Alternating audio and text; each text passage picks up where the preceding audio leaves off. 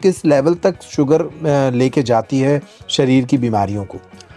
देखिए, आपकी बात बिल्कुल सही है। डायबिटीज़ एक क्रोनिक इलनेस है। क्रोनिक इलनेस का मतलब है over a period of time ये दूसरे अंगों को ज़्यादा प्रभावित करती है।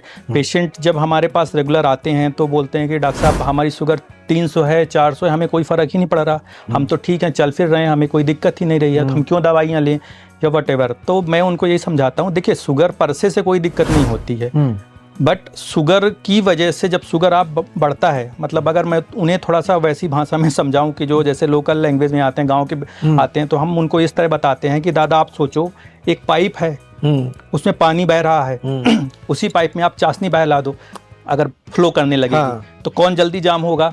तो खुद ही बोलेगा चाशनी। तो मैंने बस आपका खून जो है चाशनी बन गया है, अब ये जाके दिमाग में ब्लॉक कर देगा तो स्ट्रोक आ जाएगा, लकवा जिसको बोलते हैं। हार्ट में ब्लॉक कर देगा तो अटैक आ जाएगा, हार्ट अटैक बोलते हैं। पेरिफेरल वेसल्स में कहीं भी डाउन कर देगा तो गैंग्रीन होने लगेगी।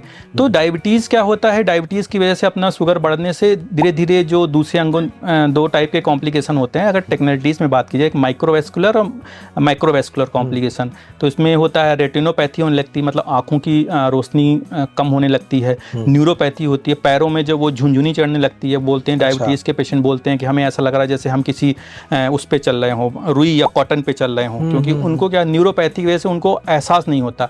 कई बार आप मानिए हमारे पास पेशेंट बर्न का आया है, वो कहीं किसी मंदिर पे गए, चप्पल उतारा और मंदिर पे इतना ज़्यादा टेम्परेचर था तो बाकी लोग तो जब पैर रखते हैं हट गया, इनका हट ही नहीं, तो इनको बर्न हो गया। फिर जब यार शुगर करी, शुगर 400 निकली। क्यों? क्योंकि उनको पता ही नहीं चल रहा है, धूप में पैर रखे, उनको एहसास ही नहीं है कि गर्म है या उस चीज का, मतलब शरीर का वो हिस्सा दिमाग तक संकेत ही नहीं पहुंचा पा रहा है।